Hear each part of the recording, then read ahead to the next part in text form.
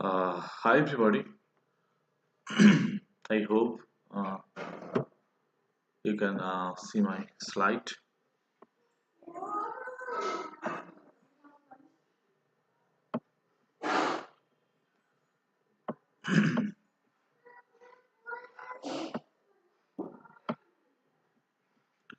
Okay. Good morning, everybody. So today I'm going to discuss with you another series, and this series, of course, from novel, most important novels. Okay. This is the slide. I hope it is clearly visible to you.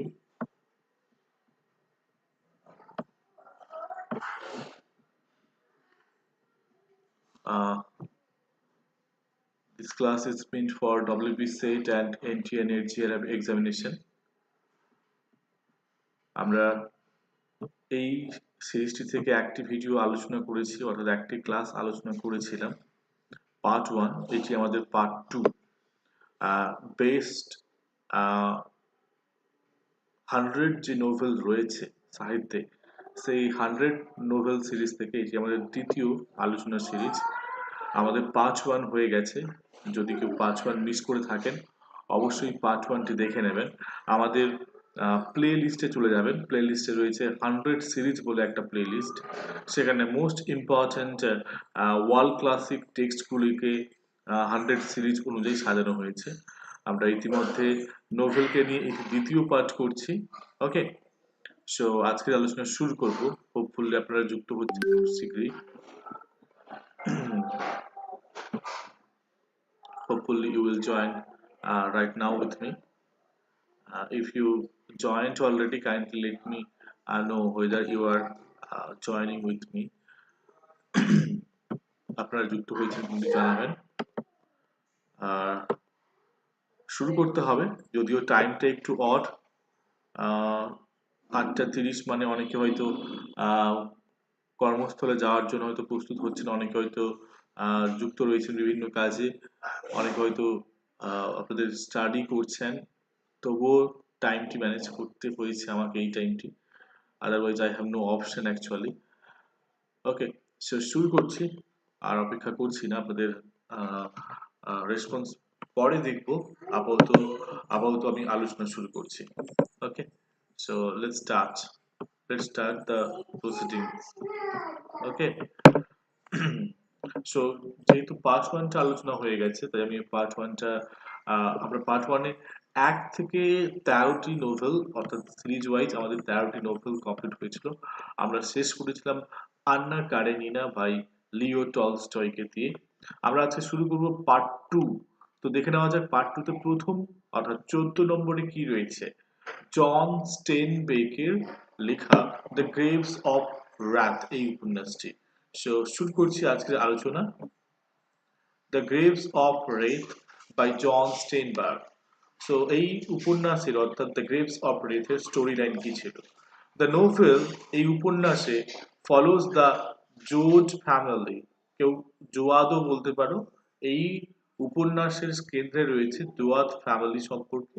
As they are displaced, যেহেতু তাদের স্থানান্তরিত করা হচ্ছে, by the Dust Bowl and the Great Depression. দুটো event তাদের জীবনে একটা বড় অভূতপূর্ণ ভূমিকা গ্রহণ করেছিল। একটা হচ্ছে Dust Bowl and Great Depression. Embarking on a journey, এবং তারা বর্তমানে একটা যাত্রা করছে, এবং সেই যাত্রাটা হচ্ছে কোথায়? Two California. ক্যালিফোর্নিয়াতে তারা চলে যাচ্ছে in search of a better life, তাদের জীবনটাকে সুন্দর করার জন্য। সো দ্য গ্রেভস অফ রেথের স্টোরি লাইন অবশ্যই বুঝতে পেরেছেন। এখানে জোয়াদ ফ্যামিলিকে নিয়ে বলা হচ্ছে, এবং যারা তাদের বাসস্থান, তাদের আদি বাসস্থান হারাচ্ছে because of two reason, Dust Bowl and হচ্ছে গ্রেট ডিপ্রেশন, এবং যার ফলে তারা চলে যাচ্ছে কোথায়? ক্যালিফোর্নিয়াতে, এবং তারা বেটার লাইফ এক্সপেক্ট করছে।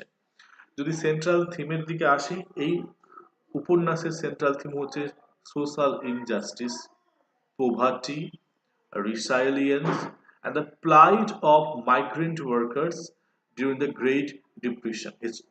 হিস্টোরিক্যালি গ্রেট ডিপ্রেশনের যে ইম্প্যাক্টটা কতটা ছিল তা কিন্তু এই উপন্যাসে দেখব, এবং যার ফলে আমরা দেখব যে সামাজিকভাবে এই মানুষদের উপর কি রকম অন্যায় অবিচার হচ্ছে, দারিদ্রতা মানুষদেরকে কিভাবে গ্রাস করছে, কিভাবে মানুষ তার আহ, এই সাফারিংটাকে না ভুলে গিয়ে ধৈর্য ধরে আছে, এবং তারপরে কিভাবে তারা তার নিজেদের লাইফটাকে সেট করার চেষ্টা করছে। একটা মানে কি বলবো, টার্মোয়েল সিচুয়েশনে তার একটা লড়াই চলছে।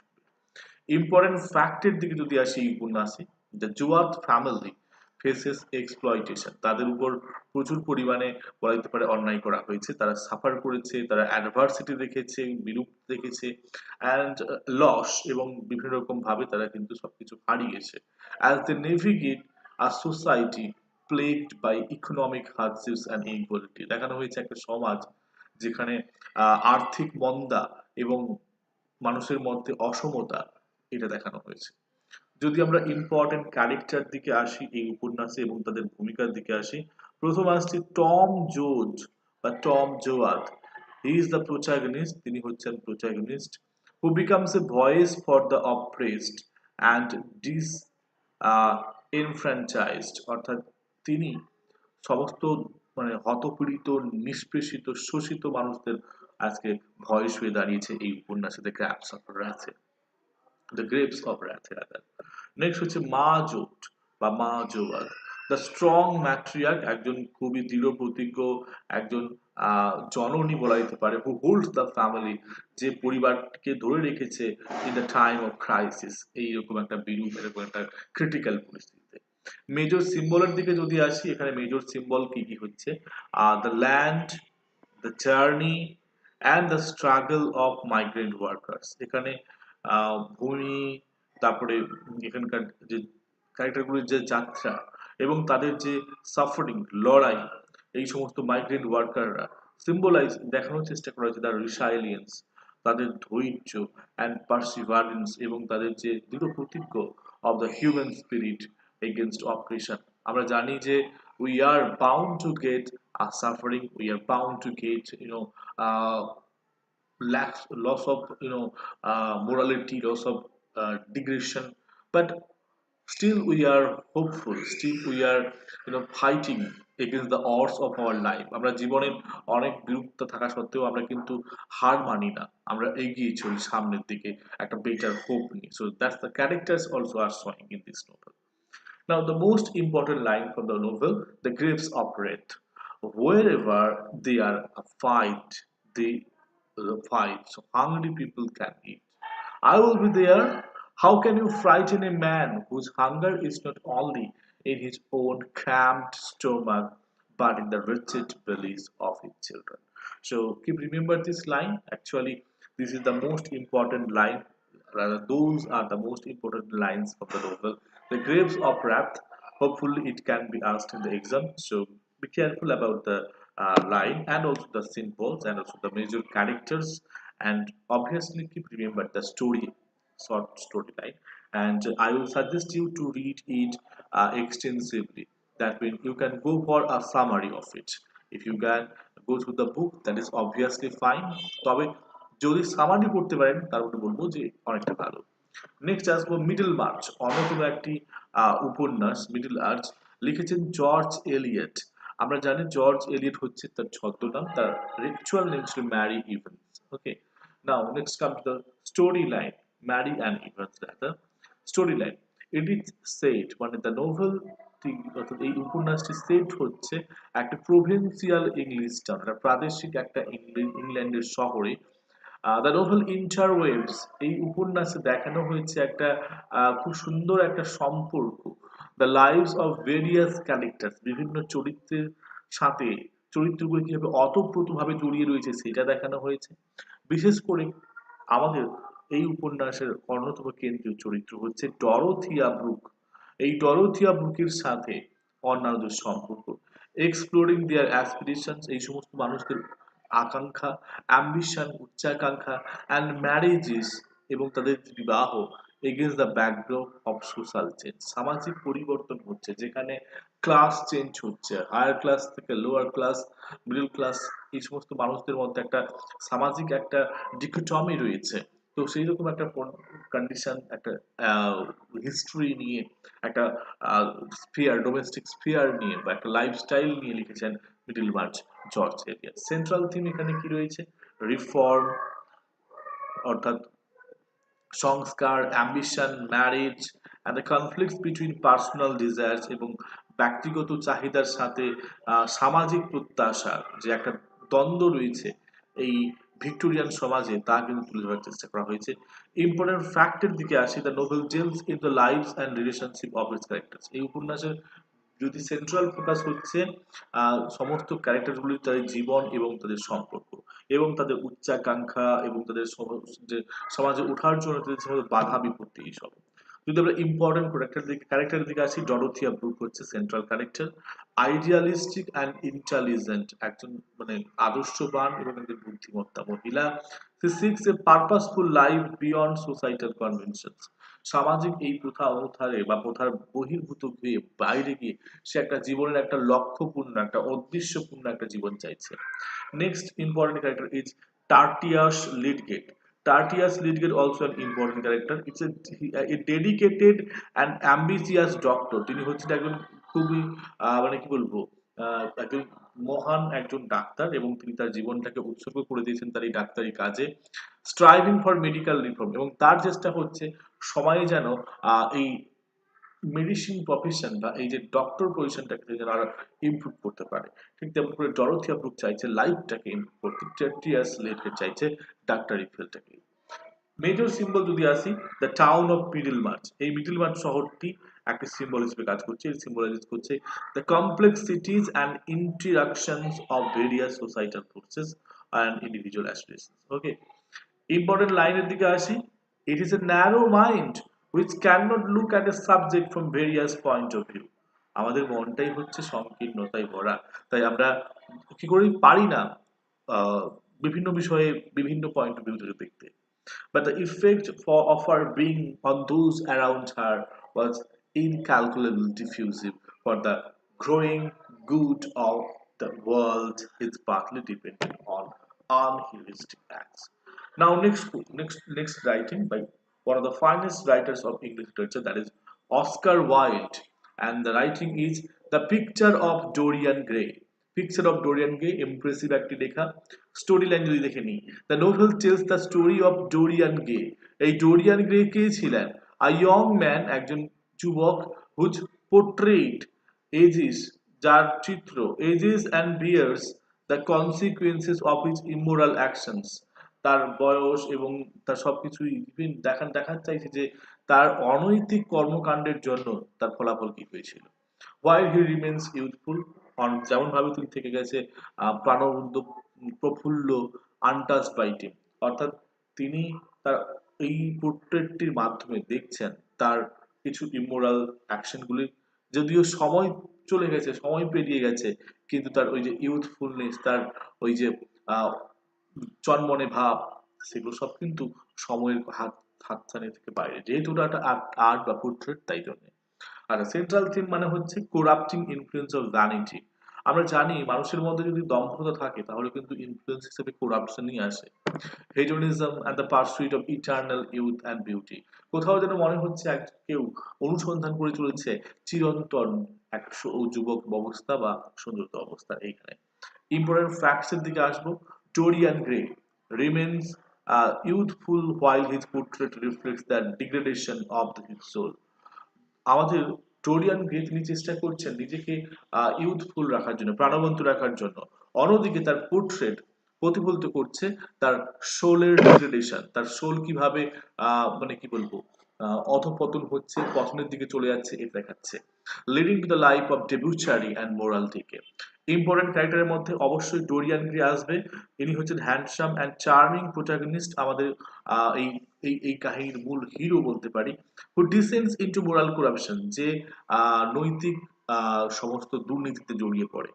Lord Henry Wotton next character, a clinical and influential figure, একজন খুবই বলতে পারি সংবাদজনক একজন ফিগার, হু লিডস ডোরিয়ান, যে ডোরিয়ানকে মানে কি বলতে পারি তাকে যে এই যে করাপশনের দিকে নিয়ে যাওয়ার পিছনে তিনি যুক্ত ছিলেন into life of pleasure and indulgence, এবং যার কারণে আমাদের ডোরিয়ানকে এই অবস্থা।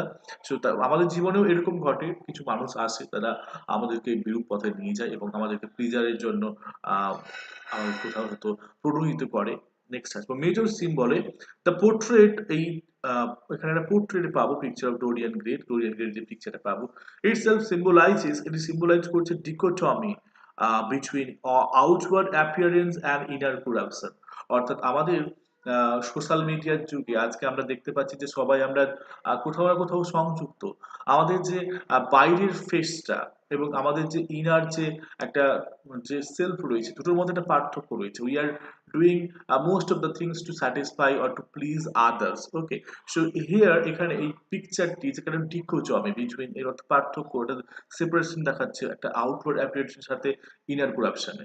While the yellow book embodies decadence and sensuality. অন্যদিকে ইয়েলো বুক সাজেস্ট করছে, একটা ইয়েলো বুক রয়েছে যেটা সাজেস্ট করছে, ইয়েলো বুক সাজেস্ট করছে ডিকেডেন্স পতন এবং সেন্সুয়ালিটি এবং সংবেদনশীলতা। যাই হোক, ইম্পর্টেন্ট লাইনসের দিকে আসবো। The only way to get rid of A temptation, অর্থাৎ যখন আমরা কোনো লোভে বা প্রলুব্ধ হই, তো তখন একমাত্র উপায় হচ্ছে ওই টেম্পটেশন থেকে রুদ্ধ পাওয়ার is to yield to it, ওটাকে ছেড়ে দেওয়া ছাড়া আর কিছুই নেই। The only way to get rid of a temptation is to yield to it. Okay, resist it, ওটাকে বাধা দেওয়া উচিত। Your soul's growth seek, তোমাদের আমাদের সবার আত্মা আমরা কি করে ফেলি, অসুস্থ হয়ে যাই with longing for the things it has forbidden to itself, যেটা আমাদের কাছে অবশ্যই আমাদের প্রাপ্ত নয়, যে আমাদেরকে নিষেধাজ্ঞা রয়েছে তার প্রতি আমাদের বেশি করে আগ্রহ থাকে। যেমন করে আমরা যদি চলে যাই প্যারাডাইস লস্টে, আদম এবং ইভের সেই কাহিনী, যেখানে জ্ঞান বৃক্ষের ফল যেখানে নিষেধ ফল ছিল সেখানে সেটাই তারা গ্রহণ করেছিল। নেক্সট আসবো ফ্র্যাঙ্কেনস্টাইন বাই ম্যারি শেলি। বলবো ওয়ার্ল্ড ক্লাসিক, যারা পড়েছেন অবশ্যই ভালো, যারা পড়েননি অবশ্যই পড়বেন। দ্য ফ্র্যাঙ্কেনস্টাইন ইমপ্রেসিভ একটি উপন্যাস, লিখেছেন ম্যারি শেলি। স্টোরি লাইন কি বলছে এখানে, ভিক্টর ফ্র্যাঙ্কেনস্টাইন তিনি হচ্ছেন একজন ইয়ং সায়েন্টিস্ট, তিনি সৃষ্টি করছে এই গ্রটেস্ক ক্রিয়েচার, একটা হাস্য উদ্দীপক, একটা ভয়ঙ্কর একটা প্রাণী, in an experiment, unorthodox experiment, তার একটি আনঅর্থোডক্স এক্সপেরিমেন্টের মাধ্যমে লিডিং টু ট্র্যাজিক কনসিকুয়েন্সে, যার ফলে তার নিজের অবনতি ঘটছে, নিজের সাফার করছে as he struggles with the responsibility of his creation. তার তিনি যে এইরকম একটা ভয়ানক জীব সৃষ্টি করেছে, তার মানে তার খেসারত দেওয়া স্বরূপ করতে হয়েছে। সেন্ট্রাল থিম হচ্ছে ডেঞ্জার্স অফ প্লেইং গড, অর্থাৎ আমরা যদি ভগবানের রোল প্লে করতে বসে যাই এখন, তাহলে কিন্তু খুব বিপদ আছে। এটাই দেখানো হয়েছে, কারণ আমাদের আহ যে ভিক্টর ফ্র্যাঙ্কেনস্টাইন তিনি চেয়েছিলেন মরা মানুষকে জীবন দেবে, তো এটা তো মানে গডের মতো রোল প্লে করে। আমরা জানি যে when we ever we born in this mundane world, born we must have to go from there, আমাদের চলে যেতে হবে, এবং after the death, after our dead body is kind of there is no chance to get back, but Victor চেয়েছিল যে তিনি মরা মানুষকে জীবন দেবে এবং তিনি তাই করেছিলেন, এবং তিনি যার কারণে সাফার করেছেন প্রচুর, কারণ সে মানুষ তৈরি করতে গিয়ে মনস্টার তৈরি করে ফেলেছিল। The consequences of unchecked ambition, এবং যেটা এই যে মানুষকে মৃত্যুর পরে জীবিয়ে আনা, এটা একটা বলা যেতে পারে যে একটা উচ্চাকাঙ্ক্ষা, যেটা হচ্ছে মানে ভাবা যায় না। And it's the isolation of the outsider, এবং কিভাবে তিনি ধীরে ধীরে মানে বাকিদের থেকে নিঃসঙ্গ হচ্ছে, এইসব থিম রয়েছে। ইম্পর্টেন্ট ফ্যাক্ট আর কি বলবো, সিম্পল জিনিস রয়েছে তাই আর ব্যাখ্যা করছি না। নেক্সট যদি ক্যারেক্টারের দিকে চলে আসি, অবশ্যই ভিক্টর ফ্র্যাঙ্কেনস্টাইন, তিনি হচ্ছেন ambitious scientist who creates the creature, who creates the monster. Okay, next the creature, যাকে আমরা মনস্টার বলছি। Frankenstein's creation, who rejected by society, who is rejected by society, তাকে সমাজে কেউ তাকে অ্যাকসেপ্ট করে না, তাকে মানুষ দেয় না। সিকিং আন্ডারস্ট্যান্ডিং অ্যান্ড কম্পিটেন্সি, তবে সারাটা উপন্যাসে তার একটাই লক্ষ্য ছিল যে তার ক্রিয়েটারের কাছে থাকা, তাকে স্বীকৃতি দেওয়া, যেটা কেউ করেনি।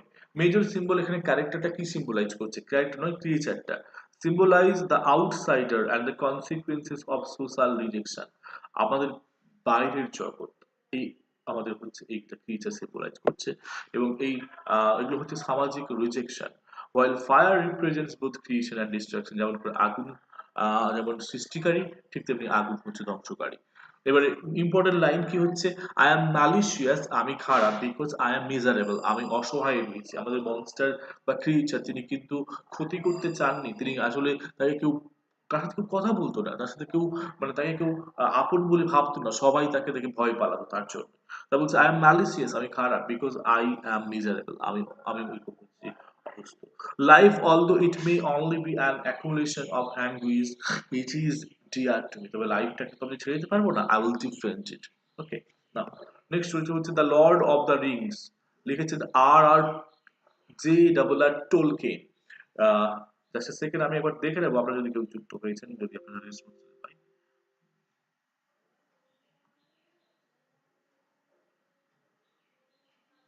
ঠিক আছে, আপনি দেখতে পাচ্ছি এটা তো।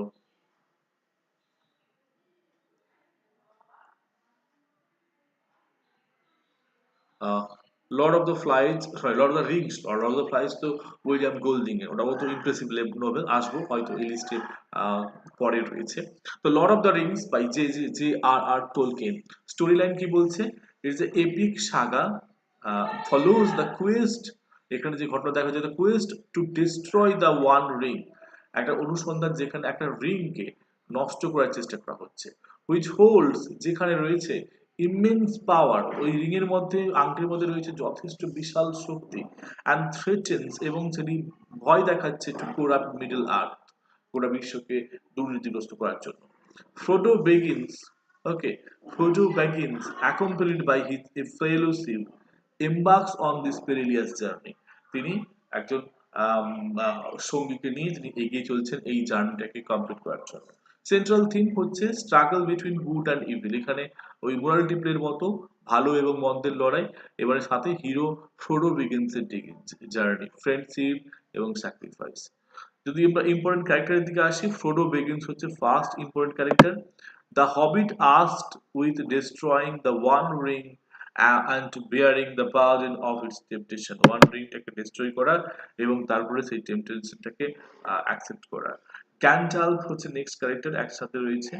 গ্যান্ডালফ the wise wizard who guides and support fellowship in their quest, তো এদেরকে সাপোর্ট করছে একজন উইজার্ড বা একজন মানে ডাইনি টাইপের কিছু আছে গ্যান্ডালফ, বা সুপারন্যাচুরাল ফিগার তাকে বলা হয়েছে, সেটা রয়েছে। মেজর সিম্বল এখানে একটা রিং রয়েছে, দ্য ওয়ান রিং, তো সেটা সিম্বলাইজ কি করছে, পাওয়ার এন্ড করাপশন, শক্তি এবং দুর্নীতি। ওয়াইল দ্য ডিফারেন্ট রেসেস, এখানে আরো বিভিন্ন রকম প্রজাতির মানুষ রয়েছে, রেসেস এন্ড কালচার্স, এরা প্রেজেন্ট করছে unity in diversity against a common enemy, এরা আহ, এরকম একটা বিরূপ একটা এলাকার সাথে বিরূপ একটা ডাইভার্সিটি পরিস্থিতিতে তারা রিপ্রেজেন্ট করছে একটা একতা। ইম্পর্টেন্ট লাইন্স কি আছে, even the smallest person can change the course of the future, এমনকি ছোট্ট নিখুঁত একেবারে ক্ষুদ্র একজন ব্যক্তিও পারে আমাদের ভবিষ্যৎটা চেঞ্জ করতে। আই উইশ, আমি আশাবাদী, ইট need not have happened in my time, আমার ক্ষেত্রে যেন প্রয়োজন না হয়ে থাকে। নেক্সট আসবো অ্যানাদার ইমপ্রেসিভ রাইটিং, আমি এটাকেও বলবো মাস্ট রিড একটি উপন্যাস, নাম হচ্ছে Wuthering Heights by Emily Bronte, one of the finest মানে female writers in Victorian period, আমরা জানি। সো তার লেখা Wuthering Heights, the novel tells, এই উপন্যাসে বলছে the passionate and tragic love, একটি আবেগপূর্ণ এবং একটি বিয়োগান্তক ভালোবাসা for or between Heathcliff and Catherine Earnshaw, দুজনের সাথে, হিথক্লিফ এবং ক্যাথরিন রান ক্যাথরিন আনসোর সাথে রিলেশনটাকে দেখানোর জন্য। এই সাথে আর কি কি রয়েছে থিম, রিভেঞ্জ প্রতিশোধ, obsession, social expectation etc, love, revenge, social class struggle and the destructive power of uncheck passion, এগুলো রয়েছে। ইম্পর্টেন্ট ক্যারেক্টার্স মধ্যে রয়েছে Heathcliff, a brooding, vengeful figure whose love for Catherine drives much of the narrative, তার ভালোবাসা ক্যাথরিনের প্রতি এই উপন্যাসটাকে আগে এগিয়ে নিয়ে গেছে। নেক্সট হচ্ছে Catherine Earnshaw, spirited, conflicted, torn between of her love for Heathcliff, তিনি হিথক্লিফকে ভালোবাসে, অ্যান্ড তার সোশ্যাল এক্সপেকটেশন এবং সামাজিক প্রত্যাশা, তো কে কি ভাববে না ভাববে এইসব ব্যাপার রয়েছে। মেজর সিম্বল এখানে মুর রয়েছে, জলাধার রয়েছে, এটি সিম্বলাইজ করছে ফ্রিডম, ভিভিড প্যাশন। অন্যদিকে উদারিং হাইটস, এই যে একটা ঘর রয়েছে এবং থ্রাস্টোস গ্যাং, দুটি ঘর রয়েছে, এরা প্রেজেন্ট করছে the clash between nature and civilisation, প্রকৃতি এবং সভ্যতার মধ্যে এই যে লড়াই, একটা দ্বন্দ্ব, সেটা। ইম্পর্টেন্ট লাইনসের দিকে আসি যদি, whatever our souls are made of, আমাদের আত্মাগুলি যা দিয়ে তৈরি হোক না কেন, his and mine are the same, তার এবং আমার একই। I can't live without my soul, আমার সোল ছাড়া আমি থাকতে পারবো না। নেক্সট আসবে 20-তে, Brave New World by Aldous Huxley, very much important একটি নোভেল, অলডাস হাক্সলের ব্রেভ নিউ ওয়ার্ল্ড।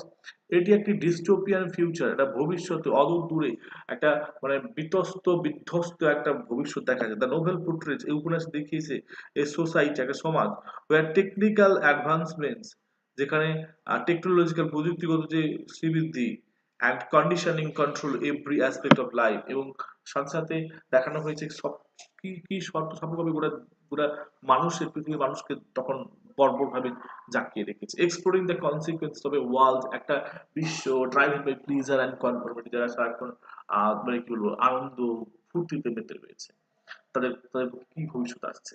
তো এটার থিম হচ্ছে totalitarianism, loss of individuality, the dehumanizing effect of technology and the cost of utopian society. Okay, তো এখানে সবকিছু রয়েছে। যদি আমরা চলে আসি ইম্পর্টেন্ট ক্যারেক্টার্স, বার্নার্ড ম্যাক্স, আর disconnected Alpha who questions the society's values and seeks individuality. তো তিনি একটা নিজস্ব সত্তা খুঁজে বেড়ানোর চেষ্টা করছে। John the Savage, the character raised out the control society and representing humanity, তিনি represent করছে humanity and emotions. Major symbol, the drug soma symbolizes escapism, দেখাতে চাইছে escapism এবং separation.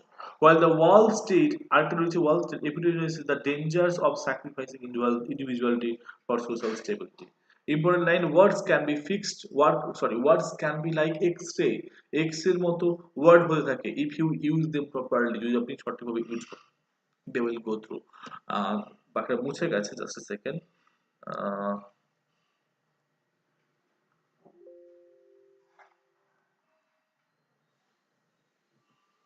এই যে go through anything, community, identity and stability. Okay, now the Count of Monte Cristo, another novel, you have to just read the summary by summary of it, লিখেছেন Alexandre ডুমা।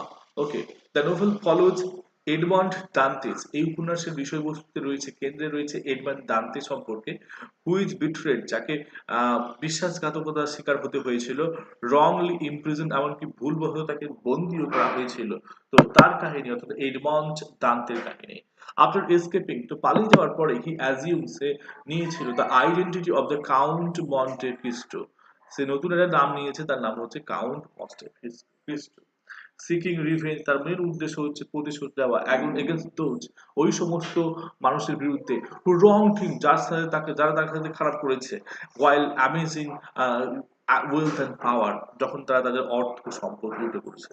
তো central theme of the revenge, justice, betrayal, consequence of obsession, etc রয়েছে।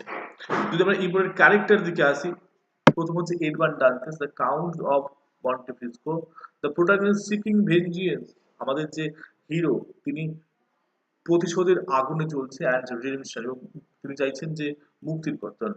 আচ্ছা, তার next হচ্ছে Mercedes, দান্তেস former fiancée, ইনি হচ্ছেন দান্তের পূর্বের বাগদত্তা, who moves on in his absence. আমাদের দান্তে বলতে ওই দান্তে, গাব্রিয়েল রসেটি নয়, বা দান্তে নয়, এরা হচ্ছে আমাদের ক্যারেক্টার এডমন্ড দান্তে, তার তার বাবার, তার ফিয়ান্সের কথা বলা হয়েছে এখানে।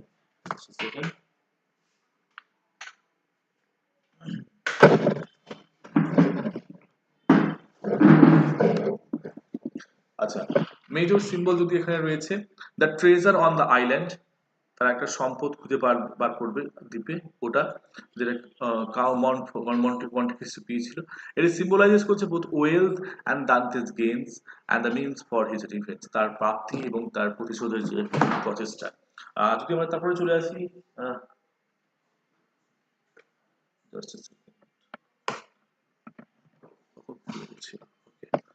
ইম্পর্টেন্ট লাইনসের দিকে, all human wisdom is contained in those two words, দুটি ওয়ার্ডের মধ্যে আমাদের সবকিছু জীবনের লক্ষ্য রয়েছে, ওয়েট আর হোপ, এই দুটোর মধ্যে। লাইফ ইজ এ স্টর্ম, জীবন হচ্ছে ঝড়ের মতো, my young friend, you will bask in the sunlight one moment, একটা মুহূর্তে মনে হবে যেন সূর্যের আলোতে তুমি স্নান করছো, আরেকটা মুহূর্তে মনে হবে shattered on the rocks next, আর কিছুক্ষণ পরে মনে হবে কিন্তু পাথরের ঠোকর খাচ্ছে। So this is very impressive line, meaningful line, you can take it as a motivation. Okay, now Scarlet Letter, এটাও একটা ইমপ্রেসিভ লেখা, এটাও আপনারা দেখতে পারেন ইমপ্রেসিভ লেখা। স্কারলেট লেটার বাই ন্যাথনিয়েল হথনের অন্যতম একটি উপন্যাস। ঘটনাটি দেখানো হয়েছে 17th সেঞ্চুরি পিউরিটান ম্যাসাচুসেটে। দ্য নোভেল ফলোজ, এই উপন্যাসের যে ঘটনা হচ্ছে হেস্টার প্রিনকে নিয়ে, হু বিয়ার্স এ চাইল্ড, যার একটা সন্তান হয়েছে আউট অফ এ ওয়েটলক, অর্থাৎ বিয়ে না হয়ে একটা বাচ্চা হয়েছে, অ্যান্ড ইটস কন্টেম্প, তাই তাকে শাস্তি সূচক টু ওয়ার এ স্কারলেট লেটার, এবং তাকে একটা আহ, লাল একটা লেটার, স্কারলেট লেটার, এ মার্কে, যেটা হচ্ছে এইটা সাজেস্ট করছে adultery. Okay, mark of set, তার কাছে লজ্জার একটা মার্ক তাকে তার গায়ে লাগানো হয়েছিল। সেন্ট্রাল থিম, এখানে মূল বিষয় হচ্ছে মানে থিমগুলি হচ্ছে সিন, পাপ, গিল্ট, অপরাধ, redemption, hypocrisy of the societies, moral judgements, etcetera. যদি ইম্পর্টেন্ট ক্যারেক্টারে আসি, নাম হচ্ছে প্রথম মিস্টার প্রিন, দ্য রেসাইলিয়েন্ট প্রোটাগনিস্ট, তিনি হচ্ছেন প্রচন্ড ভাবে ধৈর্যশীল একজন প্রোটাগনিস্ট, হু গ্র্যাপলস উইথ সোসাইটাল কন্ডেমশন, সমাজের এই সমস্ত মানে কি বলবো অভিযোগ, কন্ডেমনেশন থেকে তিনি উঠে উঠে আসছেন। নেক্সট হচ্ছে আর্থার ডিমেনসডেল বা আর্থার ডিমসডেল, যেটা প্রচন্ড ভালো হবে, আর্থার ডিমসডেল, দ্য টর্মেন্টেড মিনিস্টার। ওকে, অত্যাচারিত একজন minister, who struggles with his hidden guilt, সেটা ওই নিজের গোপন একটা অপরাধের জন্য সে নিজেই অনুতপ্ত। যদি আমরা মোস্ট ইম্পর্টেন্ট সিম্বলের দিকে আসি, এখানে সিম্বল হচ্ছে ওই যে স্কারলেট লেটার এ, যেটা তার সাঁটানো ছিল, সিম্বলাইজেস সিন অ্যান্ড রিডেমশন, যেটা সিম্বলাইজ করছে তার পাপ এবং সেখান থেকে পাপ মুক্তি, while the scaffold represents public shaming and self-reflection. Important line আসবে, be true, be true, be true, so freely to the world, if not you oust, yet some trait whereby the worst may be inferred.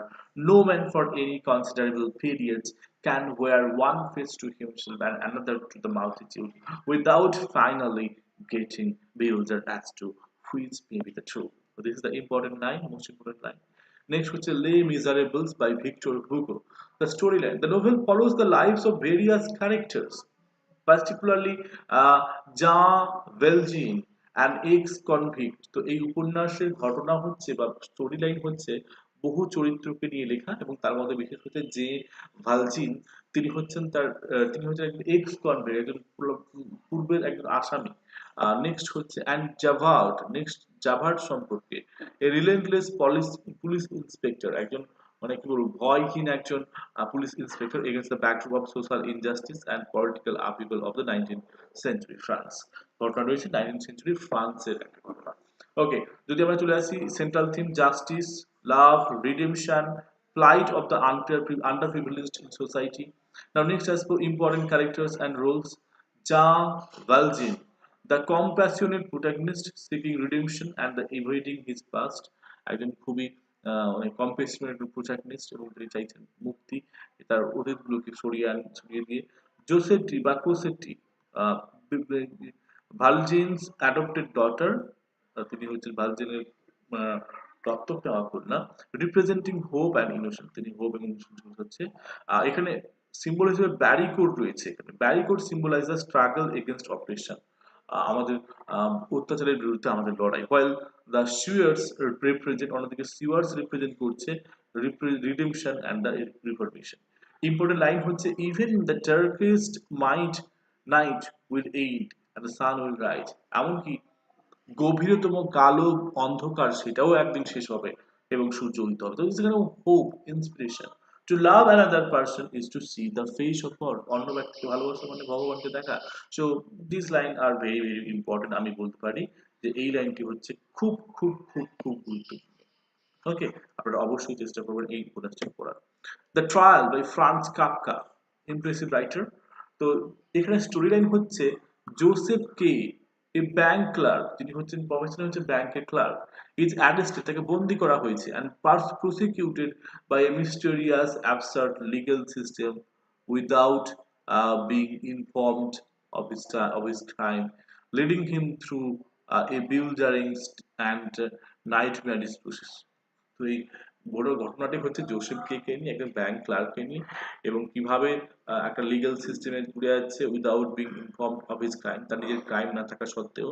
এবং পরে বুঝতে পারা যাচ্ছে যে তার জীবনটা প্রচুর একটা দুঃস্বপ্নের মতো, এগুলো রয়েছে। থিম হচ্ছে এখানে অ্যাবসার্ডিটিতে পড়ে যাচ্ছে, bureaucracy, alienation, powerlessness of the individual against the opaque of the irrational authority. আচ্ছা, যদি character Joseph K the bewildered protagonist and trying to navigate the inexplicable legal fiction. এছাড়া there are various officials and figures of the court represent faceless and incomprehensible reality. Okay. Major symbol হচ্ছে the court, এটি symbolize করছে oppressive authority and the futility trying to comprehend the irrational system. Most important line হচ্ছে it is only because of their stupidity, তাদের নির্বুদ্ধিতার জন্য, that they are able to be sure themselves. Okay, so it's kind of negative commentary. Now the stranger by Albert Camus, storyline কি বলছে, the novel follows Mayor Zolt, নোভেলটার main character হচ্ছে Meursault বা Meursault, আর detached and indifferent Algerian Frenchman, একজন খুবই বিমূর্ষিত একটা মানে কি বলবো ব্যক্তি। তিনি ছিলেন আগে আলজেরিয়ান এর ফ্রেঞ্চম্যান, ফরাসি একজন আহ, ব্যক্তি, যিনি খুবই খুবই উদাসীন। So who becomes embroiled in a senseless murder and faces judgment from society for his emotional detachment. যিনি প্রায় খুবই খুবই বিধ্বস্ত হয়ে বা বলতে পারেন যাদের সেন্সলেস একটা মার্ডার করে ফেলে, তো সোশ্যাল জাজমেন্টে, সোশ্যাল ইমোশনাল দিক থেকে তাকে কোথাও একটা ছাড় দেওয়া হয়েছিল। সেন্ট্রাল থিম হচ্ছে অ্যাবসার্ডিটি অফ এক্সিস্টেন্স, এটা হচ্ছে থিয়েটার অফ অ্যাবসার্ড একটা অনন্য উদাহরণ। Existentialism, detachment and the confrontation between individual and freedom society. Important character হচ্ছে মিওর জলস এবং সেখানে হচ্ছে ম্যারি কার্ডোনা। মেয়র জোলস গার্লফ্রেন্ডের নাম হচ্ছে Marie Cardona, representing his distant relationship. তাদের এই দূরের যে একটা রিলেশন, দূরে দূর দূরান্তে থাকে তারা, তবুও তাদের মধ্যে রিলেশনশিপ রয়েছে। Major symbol the sun symbolize the harshness of reality, আমাদের বাস্তবতার কঠোরতা দেখানো হয়েছে, and the indifference of the universe, এবং বিশ্বের উদাসীনতাকে। ইম্পর্টেন্ট লাইন হচ্ছে I opened myself to the gentle indifference of the world, আমি নিজেকে এই ইন্ডিফারেন্ট উদাসীনতার বিরুদ্ধে আমি কিন্তু নিজেকে সঁপে দিয়েছি। I looked up at the mass of science and stars in the night sky and let myself open for the first time in the beginning difference world. এরপরে চলে আসছি পার্ট থ্রিতে, তবে পার্ট থ্রি আজকে যাবো না, পার্ট থ্রি অর্থাৎ আমরা আজকে 25তম আলোচনায় 25তম উপন্যাসের শেষ করলাম। ওকে, আমি সিরিজটা সাজিয়ে রাখবো, 100 সিরিজে থাকবে আপনাদের। এই বাদে যেটা হচ্ছে একটা মোস্ট ইম্পর্টেন্ট আমি পয়েন্টগুলো তুলে ধরছি, আপনাদেরকে আরো ডিটেলে পড়তে হবে, তো তার মধ্যে দ্য স্ট্রেঞ্জারটাকে কিন্তু আপনাদের লিস্টে থাকবে, যেটাকে সামারি ভালো করে পড়বেন। ঠিক আছে, আই হোপ এটি কোথাও বেনিফিশিয়াল হবে আপনাদের।